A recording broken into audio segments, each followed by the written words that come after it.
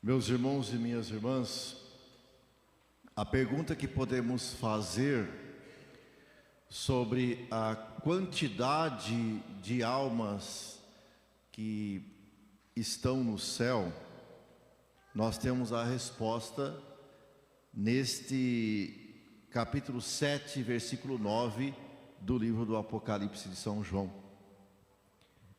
João descreve a visão que ele tem das almas santas na vida eterna. Ele diz lá: eu, João, vi uma multidão imensa de gente de todas as nações que ninguém podia contar. O número é tão imenso que não é possível de contar, das almas que receberam a herança eterna. E uma outra pergunta que também podemos fazer é: de que formas são as pessoas que alcançaram a salvação eterna? Que aspecto será que tem essas pessoas? O aspecto do corpo das pessoas depois que estão no céu, diante de Deus. Aí no capítulo 7 também de Apocalipse de hoje, versículo 9, João faz a descrição. Estavam de pé diante do trono e do Cordeiro, trajavam vestes brancas e traziam palmas nas mãos. O trono significa a realeza de Jesus, que Ele é o Rei do universo, é o juiz do universo. Essas almas foram julgadas diante dEle, e elas então estão lá agora, vivendo eternamente com Ele, como Ele é o Rei do universo. As vestes brancas simbolizam aqui a pureza dessas almas. Elas alcançaram a vida eterna porque estavam em estado de graça, não estavam em pecado. O branco simboliza a pureza. Palmas nas mãos, aqui é uma referência ao deserto de Israel, aonde existe plantação de tamareiras, que é essa planta que traz a tâmara. E geralmente as tamareiras, elas são as plantas que mais resistem ao calor do deserto, que tem muita vida no deserto. E a fruta dela, segundo algumas pessoas mais antigas, pode manter a pessoa alimentada durante 3 dias, dependendo do tamanho da tâmara. Então esses ramos, essas pessoas com ramos nas mãos, com palmas nas mãos, significa isso. Então, uma vida em plenitude. Então, o ramo da tâmara significa isso. São símbolos que o Apocalipse traz para nos mostrar a importância da vida eterna.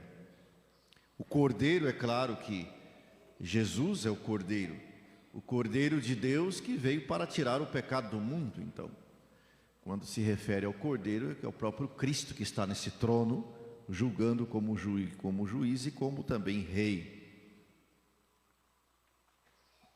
E ainda existe uma terceira pergunta que podemos fazer diante da preocupação em um dia estarmos na vida eterna.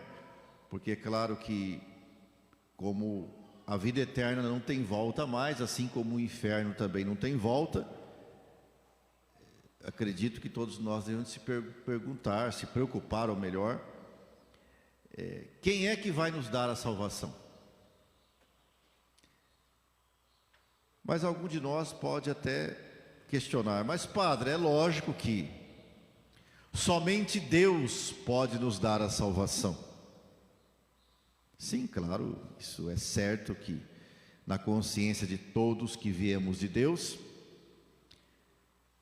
sabemos que é só Ele que pode nos dar a salvação. Mas existe por aí afirmações diante da morte de alguém. Sempre existem essas afirmações de que todo mundo que morre vai para o céu. A pessoa morre, olha lá, se esse daí não for para o céu, ninguém vai. Tem gente que afirma isso. Quando conhece uma pessoa, conviveu com ela, essa daí está no céu. Se essa daí não foi, ninguém vai. Nós não somos Deus para afirmar isso daí. O nosso desejo é de que a alma da pessoa esteja no céu. Mas afirmar isso daí significa que nós somos os avalistas então da vida da pessoa. O único avalista da vida da pessoa é Deus. Somos nós. Nós não sabemos avaliar com critérios de Deus. Nós temos os critérios nossos. Deus tem o dele. Outro ainda pode dizer assim: virou estrelinha, agora vai brilhar no céu, e faz aquelas frases bonitas de que a pessoa agora é estrelinha, que está brilhando no céu. Eu não sei se é uma forma de consolo ou de petulância, de acreditar que pode determinar se a pessoa está salva ou não. Então nós temos que tomar cuidado com essas afirmações. Outros ainda dizem: foi morar junto com Deus no céu. Mas padre, a gente diante de um familiar, de um parente, de um amigo que morre, como que nós devemos enfrentar isso então? Olha, vamos rezar pela alma dele ou dela. Vamos pedir a Deus que o acolha na eternidade. É isso.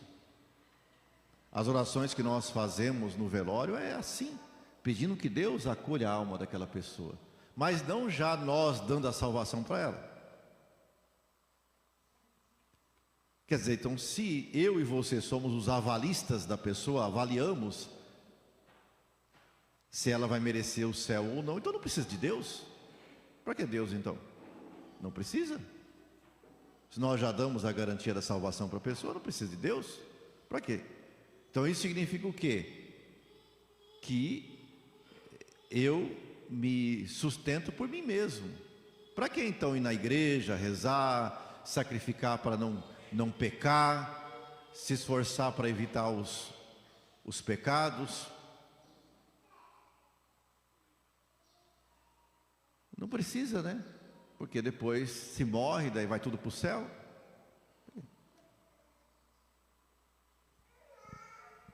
Então a Sagrada Escritura traz para nós hoje no livro do Apocalipse: esses que estavam diante do trono do Cordeiro proclamavam com voz forte: a salvação pertence ao nosso Deus. Quer dizer, eles mesmos estão proclamando diante do trono que a salvação pertence ao nosso Deus. Quer dizer, somente Ele pode dar a salvação, pertence a Ele.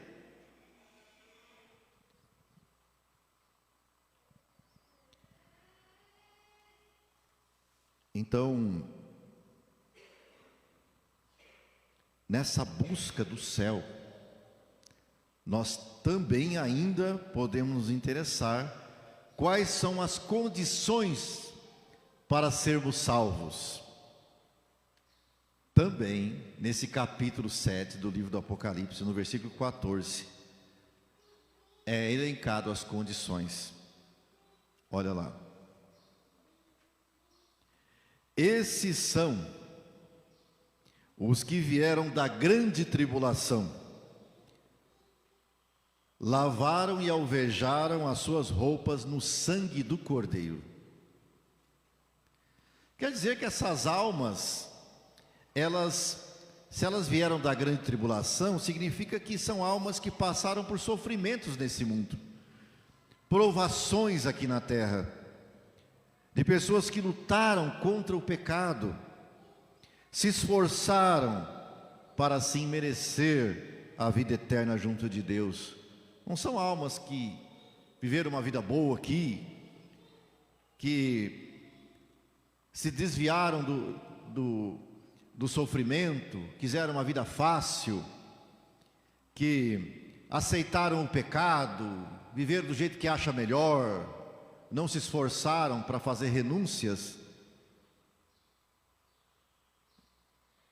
são almas que passaram por provações, tribulações. Isso está claro na Sagrada Escritura. Então, meus irmãos e minhas irmãs, tomemos cuidado para não banalizar as condições para a salvação. O próprio Cristo, que era todo santo, sofreu muito em seu corpo, olha. Passou por humilhações e perseguições para um dia ressuscitar. E nós que agora queremos a ressurreição, devemos de enfrentar também o sofrimento. Não buscar atalhos para viver uma vida fácil nesse mundo. Não precisa me se confessar. Faz 4 anos que eu não se confesso. Faz não sei quanto tempo que eu não confesso. Não, vai empurrando com a barriga assim. Um pecado aqui, outro ali, vai juntando, colecionando o pecado. Como se fosse o dono da própria vida, ou seja, que vai garantir a própria salvação, né? Hoje na primeira carta de São João, que é capítulo 3, versículo 2, seremos semelhantes a Jesus, porque o veremos tal como Ele é. Semelhantes a Ele. O nosso corpo, a nossa alma se tornará um corpo glorioso, semelhantes a de Jesus. Veremos tal como Ele é.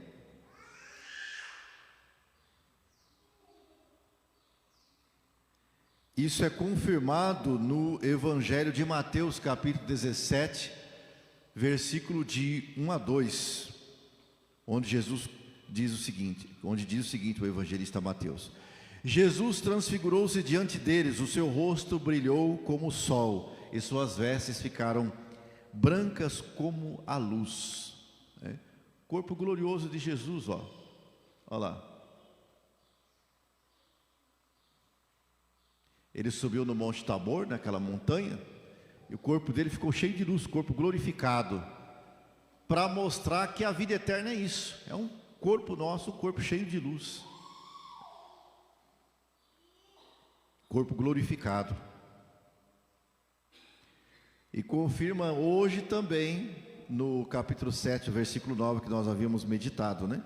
Estavam de pé diante do trono e do Cordeiro, trajavam roupas brancas, vestes brancas. Se compara com Jesus, corpo todo branco como a luz, ou seja, resplandecente no alto da montanha. Então nós teremos um corpo glorioso. A nossa alma vai se assemelhar a Jesus. E não será uma estrelinha no céu. Aliás, esse negócio de estrelinha no céu, estão dando estrelinha até para cachorro já.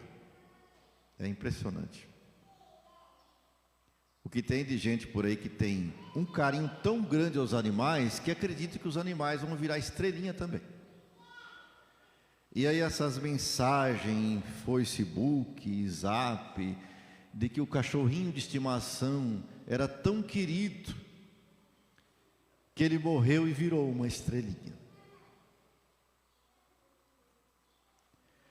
Então o ser humano chega a um ponto de menosprezar o que Deus reservou de mais valioso para a nossa alma, que é a vida eterna, a ponto de colocar um animal que não tem alma para ganhar a vida eterna. Eu até comentei com uma pessoa: tem que me avisar quando o cachorrinho ficar doente, o próximo agora, para mim dar unção dos enfermos então.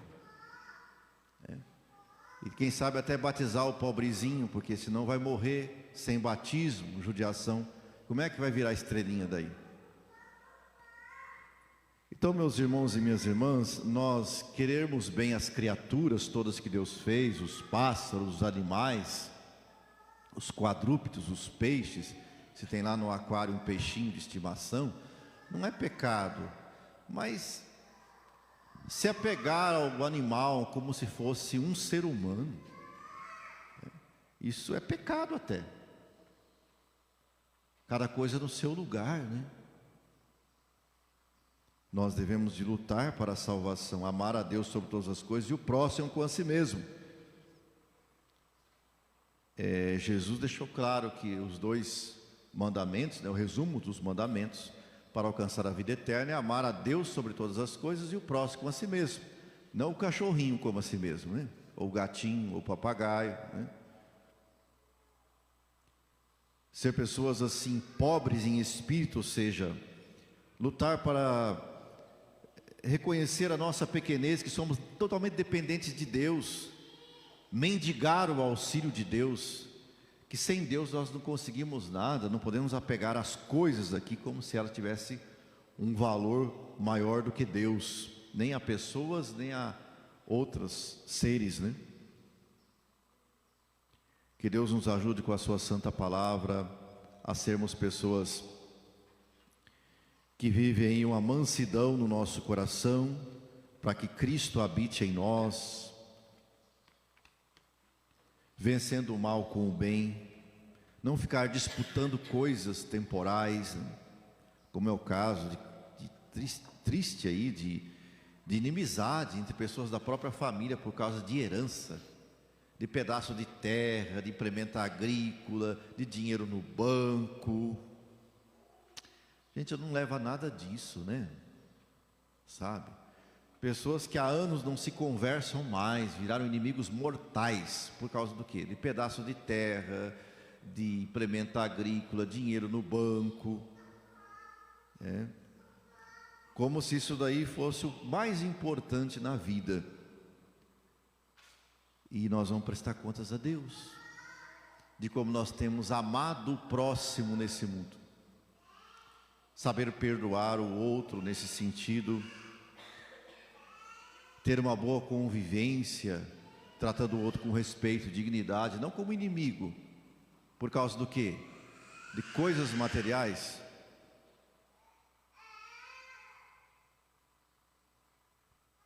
Então, nós temos que tomar muito cuidado, né? Com isso, porque olha que a vida eterna é para essas almas que têm a presença de Deus, né, no seu coração, que buscam Ele sempre, né?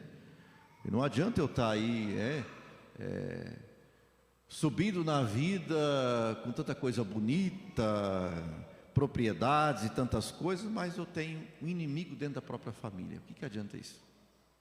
Estou bem estabilizado, casa boa, carro bom, né? Sempre prosperando, mas com aquele ódio da outra pessoa.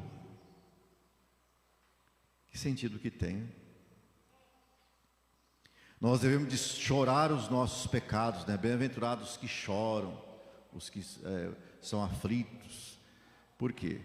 Porque nós devemos ter assim, orgulho das coisas erradas, mas assim, ver a nossa miséria, né? Puxa vida, eu choro o meu pecado e choro o pecado alheio. Por isso que é bem-aventurados os que choram, né? Reconhecer então que o mal em mim ou nos outros, isso é uma tristeza, não é motivo para mim nenhum de glória. Portanto, meus irmãos, lutemos cada vez mais, minhas irmãs, para alcançarmos a vida eterna.